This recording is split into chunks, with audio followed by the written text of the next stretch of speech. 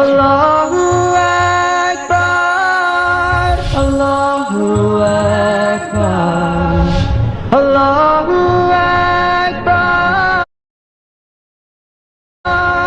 اللہ اکبر اللہ اکبر۔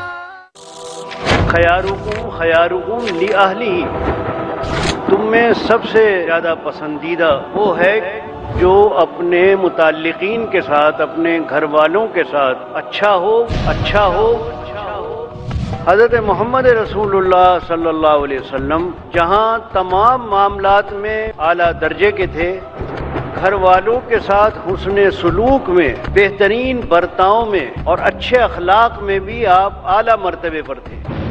آپ کا ارشاد ہے کہ تم میں سب سے اچھا وہ ہے جس کے اخلاق اچھے ہوں۔ آپ کی زندگی کا ہر گوشہ، آپ کی زندگی کا ہر شعبہ اور ہر حصہ مثالی اور پوری دنیا کے لیے ایک نمونہ ہے۔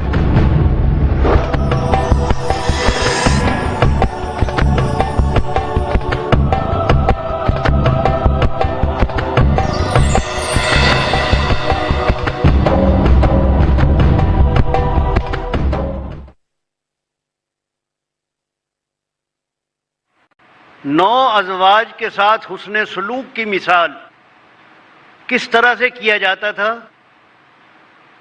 ہر ایک بیوی کا رہنا سہنا کھانا پینا الگ الگ تھا۔ رہنے کے لیے مکان، گزارے کے لیے جو ضروریات ہر بیوی کے واسطے الگ الگ تھیں، چاہے چھوٹے سے مکان تھے، بقدر ضرورت ہر ایک کی کفالت حضور نبی کریم صلی اللہ علیہ وسلم فرماتے تھے۔ اوسط درجے کا کھانا پینا ہر ایک کے واسطے وہ ضروریات تھیں۔ آپ سب کو اکٹھا جمع کر کے سب کے ساتھ کھانا بھی کھایا کرتے تھے۔ ہر ایک بیوی کے لیے باری مقرر تھی، ایک ایک شب ہر ایک کے یہاں قیام ہوتا تھا۔ سب کا حق برابر ادا کیا جاتا تھا تاکہ کسی کو شکایت کا موقع نہ ملے، اور اس میں پورا انصاف کیا جاتا تھا۔ کہیں باہر سفر میں تشریف لے جاتے تھے تو قرعہ اندازی کے ذریعے جس کا نام آ جاتا تھا اس اہلیہ کو ساتھ لے لیتے تھے۔ اس طرح سب کو موقع ملتا تھا کہ سفر میں بھی آپ کے ساتھ رہیں۔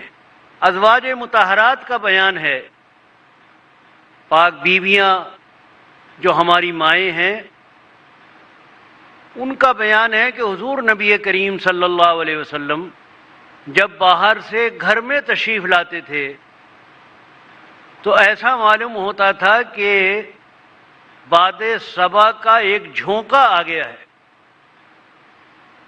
اللہ کی رحمت آ گئی ہے اور باد صبا کا جھونکا آ گیا ہے۔ آپ کے آنے سے سب خوش ہو جاتے تھے، کیونکہ آپ کوئی روب جماتے ہوئے نہیں آتے تھے، جیسا کہ بعض حضرات سمجھتے ہیں کہ عورتوں کو اور بیویوں کو دبا کر رکھنا چاہیے، ان کو پاؤں کی جوتی سمجھنا چاہیے۔ یہ ایک جاہلانہ خیال ہے کہ عورتوں کو دبا کر رکھو، اگر ان کو موقع ملے گا تو وہ سر اٹھائیں گی اور تمہارے اوپر غالب آ جائیں گی۔ لیکن حضور نبی کریم صلی اللہ علیہ وسلم کا برتاؤ یہ نہیں تھا کہ آپ دبا کر رکھیں اور ان کے اوپر کوئی ایسا سلوک کریں جو وہ بوجھ محسوس کریں، ایسا ان کے اوپر روب طاری ہو جائے کہ وہ لرزنے کانپنے لگیں کہ شوہر آ گیا ہے، اگر ذرا سا نمک کھانے میں زیادہ ہو گیا یا کوئی کام میں فرق آ گیا تو ابھی فضیحہ ہو جائے گا اور شور مچ جائے گا اور مار پٹائی تک نوبت آ جائے گی، جیسا کہ بعض گھرانوں میں ہوتا ہے۔ حضور نبی کریم صلی اللہ علیہ وسلم کبھی کھانے میں عیب نہیں نکالتے تھے، جو سامنے آ جاتا تھا اللہ کا شکر ادا کر کے اس کو کھا لیتے تھے۔ کبھی یہ نہیں کہتے تھے کہ اس میں فلاں چیز کی کمی ہے، فلاں چیز نہیں ہے۔ تو فرماتی ہیں کہ جب آپ تشریف لاتے تھے تو سب خوش ہو جاتے تھے، اللہ کی رحمت جیسی گھر میں آ گئی ہو۔ گھر میں آنے کے بعد آپ گھر والوں کے ساتھ کاموں میں شریک ہو جاتے تھے. اگر کوئی خوشی کی بات ہو رہی ہے تو خوشی میں بھی شریک ہیں، کوئی غم و فکر کی بات ہو رہی ہے تو آپ بھی اس میں حصہ لے رہے ہیں. کوئی الگ منہ پھلائے نہیں بیٹھے ہوئے ہیں. یہاں تک کہ اگر گھر کے جو کام عورتوں سے متعلق ہیں، مثلا گھر کی صفائی، کھانا پکانا، آٹا گوندنا، یہ عام طور پر گھر کی خواتین یہ کام انجام دیا کرتی ہیں. حضور نبی کریم صلی اللہ علیہ وسلم اس میں بھی شریک ہو جاتے تھے کہ لاؤ بھائی ہم بھی کرتے ہیں، کچھ ہمیں بھی بتا دو کام. مقصد کیا تھا کہ گھر کی عورتوں کو یہ محسوس نہ ہو کہ ہم تو باندیاں بن گئیں، کنیز ہیں، بس ہمارا کام خدمت کرنا ہے، ہمارا کوئی حق ہے ہی نہیں. نہیں، انہیں معلوم ہو کہ ہم رفیق ہیں، فریق نہیں ہیں، رفیق ہیں، ہم ساتھی ہیں زندگی کے. تو آن حضرت صلی اللہ علیہ وسلم اپنے اس عظیم مرتبے کے باوجود جو اللہ تبارک و تعالیٰ نے آپ کو عطا فرمایا تھا، اپنی خواتین کے ان کاموں میں شریک ہو جاتے تھے جن میں شرکت عام طور پر مرد اپنی مردانگی یا اپنے وقار کے خلاف سمجھتے ہیں. صفائی میں حصہ لے رہے ہیں اور کاموں میں ہاتھ بٹا رہے ہیں، ہنس بول رہے ہیں، کاموں میں شرکت کر رہے ہیں، یعنی گھر والوں کے ساتھ ان کا ایک حصہ بن جاتے تھے، ایک حصہ بن جاتے تھے، ایک گھرانہ ہے. یہاں تک احادیث میں ملتا ہے کہ ایک مرتبہ حضرت عائشہ رضی اللہ تعالیٰ عنہا نے فرمائش کی کہ یا رسول اللہ، میں حبشیوں کے تماشے دیکھنا چاہتی ہوں. حبشی لوگ کرتب دکھایا کرتے تھے، تماشے دکھا کرتے تھے. آپ نے کہا کہ میں دیکھنا چاہتی ہوں. آپ نے فرمایا کہ میرے کندھے کے پیچھے کھڑی ہو جاؤ. آپ کھڑے رہے، حضرت عائشہ آپ کی آڑ لے کر پیچھے کھڑی رہیں، اور اس وقت تک آپ کھڑے رہے جب تک حضرت عائشہ نے خود یہ نہیں کہہ دیا کہ بس یا رسول اللہ میں نے دیکھ لیا. ذرا آپ انداز تو دیکھیے دلداری کا. پیغمبر اعظم وہ بیوی کی دلداری کے لیے حبشیوں کے تماشے دکھانے کے واسطے خود کھڑے ہوئے ہیں کہ آپ میری پیچھے کھڑی ہو جائیے اور دیکھتے رہیے، اور اس وقت تک کھڑے ہوئے ہیں جب تک کہ وہ خود نہیں کہہ دیتی. مثالی گھرانہ ہے کہ نہیں ہے؟ ایک مرتبہ کا واقعہ حدیث میں ملتا ہے کہ آبادی سے باہر کسی میدان میں اللہ کے نبی صلی اللہ علیہ وسلم اور حضرت عائشہ بیٹھے ہوئے تھے. آپس میں بات چیت ہو رہی تھی. حضرت عائشہ کہنے لگی میں بہت تیز دوڑتی ہوں. حضور صلی اللہ علیہ وسلم نے فرمایا کہ نہیں، میں بہت تیز دوڑتا ہوں. دونوں میں یہ بات ہونے لگی. کہا ہو جائے پھر، دیکھیں کون آگے نکلتا ہے. طے ہو گیا بھائی فلاں جگہ تک جو پہلے پہنچ جائے گا وہ جیت جائے گا. دونوں دوڑے، حضرت عائشہ بھی دوڑی، حضور صلی اللہ علیہ وسلم بھی دوڑے. حضرت عائشہ آگے نکل گئی، حضور صلی اللہ علیہ وسلم پیچھے رہ گئے. دوبارہ پھر ایسا ہی ایک موقع آ گیا. اس دن بھی ہو گیا کہ بھائی دوڑو، دیکھیں کون آگے نکلتا ہے. اس دن آپ آگے نکل گئے. آپ نے فرمایا بھائی بدلہ ہو گیا، ایک دفعہ تم جیت گئی تھی، ایک دفعہ ہم جیت گئے. اب ذرا انداز تو لگائیے، آپ اس برتاؤ کا اندازہ لگائیے. یہ گھرانہ ہے. یہ بات نہیں کہ اس گھرانے میں کوئی الجھنیں پیش نہیں آئیں. کئی مرتبہ زلزلے آئے ہیں جس نے اس گھرانے کو ہلا کر رکھ دیا ہے. ایک زلزلہ تو اس وقت آیا جب آپ کی تمام ازواج نے یہ فرمائش کی کہ ہمارے گزارے کی رقم بڑھائی جائے، گزارے کی رقم بڑھائی جائے. حضور نبی کریم صلی اللہ علیہ وسلم بقدر کفاف سب کو دیا کرتے تھے، جو ان کی ضروریات کے لیے کافی تھا. اس میں اضافے کی فرمائش صحیح فرمائش نہیں تھی. اور آپ اصل چاہتے کیا تھے؟ آپ یہ چاہتے تھے کہ میرے گھرانے کی خواتین اور میرے متعلقین کی تربیت ہو.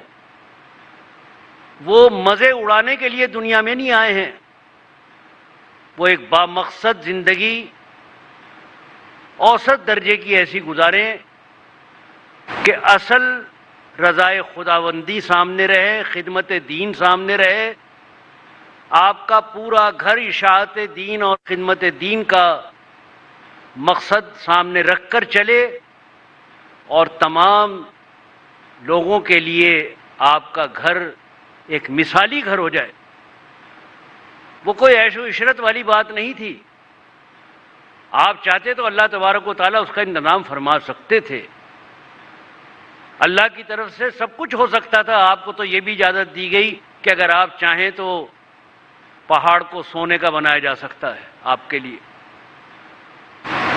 لیکن آپ نے پسند نہیں فرمایا، فرمایا الفقر فخری، یہ تنگی ہی میرے لیے باعث فخر ہے۔ آپ یہ چاہتے تھے کہ میرے گھرانے کی خواتین اور میرے متعلقین کی تربیت ہو، وہ مزے اڑانے کے لیے دنیا میں نہیں آئے ہیں، وہ ایک بامقصد زندگی اوسط درجے کی ایسی گزاریں کہ اصل رضائے خداوندی سامنے رہے، خدمت دین سامنے رہے، آپ کا پورا گھر اشاعت دین اور خدمت دین کا مقصد سامنے رکھ کر چلے، اور تمام لوگوں کے لیے آپ کا گھر ایک مثالی گھر ہو جائے۔ وہ کوئی عیش و عشرت والی بات نہیں تھی۔ آپ چاہتے تو اللہ تبارک و تعالیٰ اس کا انتظام فرما سکتے تھے، اللہ کی طرف سے سب کچھ ہو سکتا تھا۔ آپ کو تو یہ بھی اجازت دی گئی کہ اگر آپ چاہیں تو پہاڑ کو سونے کا بنایا جا سکتا ہے آپ کے لیے، لیکن آپ نے پسند نہیں فرمایا، فرمایا الفقر فخری، یہ تنگی ہی میرے لیے باعث فخر ہے۔ گھر والوں کو تنگ نہیں کرتے تھے آپ، گھر والے خود اتنے تربیت یافتہ تھے کہ جو ملتا تھا وہ اللہ کی راہ میں خرچ کر دیتے تھے، ضرورت مندوں پر لٹا دیتے تھے اور خود فاقے جھیل لیتے تھے۔ یہ جو ملتا ہے کہ آپ کے گھر میں کئی کئی دن تک چولہا نہیں جلتا تھا، تو یہ نہیں ہے کہ حضور صلی اللہ علیہ وسلم کی طرف سے ان کو نہیں ملتا تھا، بلکہ جو ملتا تھا وہ اپنے سے زیادہ ضرورت مندوں پر آپ کے گھر والے خرچ کر دیتے تھے، مہمان نوازی پر، کمزور لوگوں پر، معاشرے کے ان ضعیف لوگوں پر جو مدد کے مستحق ہیں، ان کی مدد کر دیا کرتے تھے۔ حضرت عائشہ رضی اللہ تعالیٰ عنہ کے پاس ایک مرتبہ ڈھیروں مال آ گیا، آپ تقسیم کرنے بیٹھ گئیں، اس دن روزے سے تھیں آپ، تقسیم کرنے بیٹھ گئیں، دیتی رہیں، جو آتا رہا اس کو دیتی رہیں، یہاں تک کہ افطار کا وقت ہو گیا، سب ختم ہو گیا۔ آپ کی کنیز نے کہا کہ ام المومنین کچھ تو آپ اپنے افطار کے لیے رکھ لیتی، کہا تو نے یاد ہی نہ دلایا، لا پانی لیا اسی سے افطار کر لیتے ہیں۔ خود پانی سے افطار کر لیا اور سارا مال اللہ کے راستے میں لوگوں کے اوپر خرچ کر دیا۔ تو وہ مزاج جو گھرانہ نبوت کا مزاج،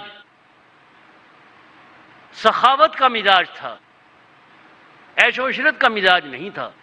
تو ایک زلزلہ اس وقت آیا جب خواتین نے مل کر یہ آپ سے فرمائش کی کہ ہمارا گزارا بڑھایا جائے۔ اس وقت قرآن پاک آپ دیکھ لیجئے، اللہ تعالیٰ نے فرمایا کہ اگر وہ چاہتی ہیں تو آپ ان کو آزاد کر سکتے ہیں اور اللہ تعالیٰ آپ کو اور عطا کر دے گا۔ اس وقت آپ نے ان کو اختیار دیا کہ تم چاہو تو میرے ساتھ اس طرح رہ سکتی ہو اور چاہو تو آزادی حاصل کر سکتی ہو۔ تمام ازواج نے آپ کے ساتھ رہنا ہی پسند کیا اور اپنی وہ شرط اور فرمائش واپس لی۔ ایک زلزلہ تو اس وقت آیا، تو مسائل آتے تھے اس گھر میں، ہر گھر میں آتے ہیں، آپ کے گھر میں بھی آئے۔ کبھی کبھی آپس میں تکراریں بھی ہوا کرتی تھیں، ناراضگی بھی ہوتی تھی، خود آپ بھی ناراض ہو جاتے تھے، منایا بھی جاتا تھا، روٹھ بھی جاتے تھے، وہ سب کچھ ہوتا تھا جو انسانی گھروں میں ہوتا ہے۔ لیکن کس طرح ہوتا تھا، ہم بتانا یہ چاہتے ہیں کہ اس گھر میں کس طرح ان منزلوں سے گزرا جاتا تھا۔ ایک مرتبہ آپ ناراض ہو گئے، قسم کھا لی کہ میں 1 مہینے تک بات نہیں کروں گا۔ اوپر کے منزل میں آپ چلے گئے، بالا خانے میں۔ 1 مہینے کے بعد تشریف لائے نیچے، ناراضگی دور ہو گئی۔ تو اس دن 29 تاریخ تھی چاند کی 29 تاریخ تھی۔ اب 1 مہینے کے بعد حضور صلی اللہ علیہ وسلم کی ناراضگی دور ہو گئی۔ مسئلہ نکل آیا کہ اگر کوئی شخص 1 مہینے کی قسم کھا لے، اب ذرا اندازہ لگائیے کہ بے تکلفی بھی تھی اور آزادی بھی تھی، لیکن آزادی کا مطلب یہ نہیں تھا کہ جو مرضی کرے ہو، بلکہ ایک شرافت کے ساتھ آزادی تھی۔ حضرت عائشہ رضی اللہ تعالیٰ عنہ سوال کرتی ہیں اس وقت میں جب آپ تشریف لا رہے ہیں 1 مہینے کی ناراضگی کے بعد، کیا رسول اللہ آج تو چاند کی 29 تاریخ ہے، یعنی آپ نے تو قسم 1 مہینے کی کھائی تھی، ابھی تو 1 دن باقی ہے، 29 دن ہوئے ہیں۔ سوال حضرت عائشہ کا ہے۔ آپ نے مسکرا کر فرمایا کہ عائشہ، مہینہ 29 دن کا بھی ہوتا ہے۔ اب ایک مسئلہ بھی نکل آیا۔ مسئلہ نکل آیا کہ اگر کوئی شخص 1 مہینے کی قسم کھا لے اور چاند 29 کا ہو جائے تو مہینہ پورا ہو جائے گا، 30 دن کا انتظار نہیں کیا جائے گا۔ جیسے رمضان میں اگر مہینہ 29 کا ہو جائے تو عید منا لی جائے گی اور ثواب میں کوئی کمی نہیں ہوگی۔ اسی طرح اگر کوئی قسم کھا لے کسی معاملے میں 1 مہینے کی اور چاند 29 کا ہو جائے تو مہینہ پورا ہو گیا، ضروری نہیں کہ 30 دن ہو۔ ایک مسئلہ بھی امت کو مل گیا اور یہ بھی معلوم ہو گیا کہ آپ کے ازواج کس طرح آپ سے سوال کرنے میں آزاد تھی۔ مثالی گھرانے کی بات چل رہی ہے۔ دوسرا زلزلہ اس گھرانے میں جب آیا، اور یہ بہت بڑا زلزلہ تھا جس کا ذکر قرآن پاک میں موجود ہے، جب حضرت عائشہ رضی اللہ تعالیٰ عنہا پر تہمت لگائی، سب سے بڑا یہ حادثہ تھا جس نے خود حضور نبی کریم صلی اللہ علیہ وسلم کو ہلا کر رکھ دیا تھا۔ آپ حضرات تفصیل جانتے ہوں گے کہ ایک موقع پر حضور نبی کریم صلی اللہ علیہ وسلم کے ساتھ سفر میں حضرت عائشہ تھیں۔ آپ فرماتی ہیں کہ میں قضاء حاجت کے لیے چلی گئی، اور اس زمانے میں ہم بہت ہلکی پھلکی تھیں، کسی کو پتہ بھی نہیں لگتا تھا کہ ہم ہودج میں، وہ جو اونٹ کے اوپر رکھا جاتا ہے، اس میں بیٹھی ہوئی ہیں۔ وہاں جا کے میرا ہار گلے کا ٹوٹ کے کہیں گر پڑا، میں اس کی تلاش میں لگ گئی۔ واپسی میں مجھے دیر ہو گئی۔ ساربانوں نے، جو اونٹ چلانے والے ہیں، یہ سمجھا کہ میں ہودج میں موجود ہوں۔ انہوں نے اٹھا کے وہ ہودج اونٹ کے اوپر رکھ دیا، کیونکہ ہلکی تھیں، کسی کو پتہ بھی نہیں لگا کہ ام المومنین اس کے اندر موجود ہیں یا نہیں ہیں۔ اونٹ چل پڑا، قافلہ روانہ ہو گیا۔ جب آپ واپس آئیں تو دیکھا کہ قافلہ جا چکا ہے۔ ایک صحابی حضرت عثمان ان کا نام تھا، وہ اس کام پر تھے کہ پیچھے اگر کوئی رہ جائے، کوئی سامان قافلے والوں کو، تو وہ اٹھا کر لے آئیں۔ انہوں نے دیکھا کہ ام المومنین لیٹی ہوئی ہیں، تو وہ پردے کا حکم آنے سے پہلے مجھے دیکھ چکے تھے۔ انہوں نے فوراً پہچان لیا اور کہا کہ ارے تو ام المومنین رہ گئی۔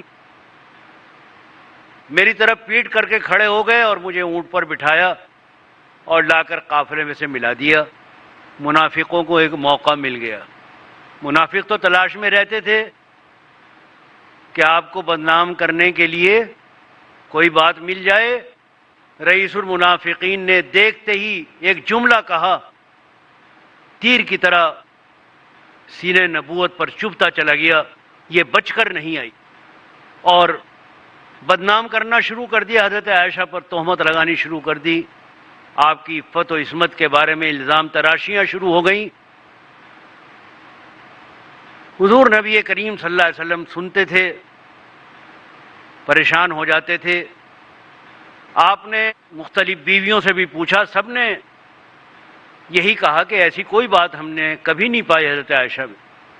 بچپنا تو ضرور ہے، کبھی آٹا گوندتے ہوئے چھوڑ جاتی ہیں، کوا کھا جاتا ہے، تو لیکن اس کے علاوہ کبھی کوئی ہم نے ایسی بات نہیں دیکھی جو ان کے کردار کو داغدار کرتی ہو۔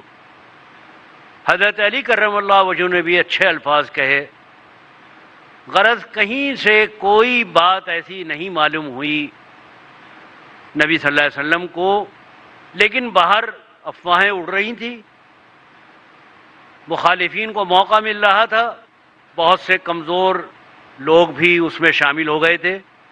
حضرت عائشہ کو کچھ پتہ نہیں تھا،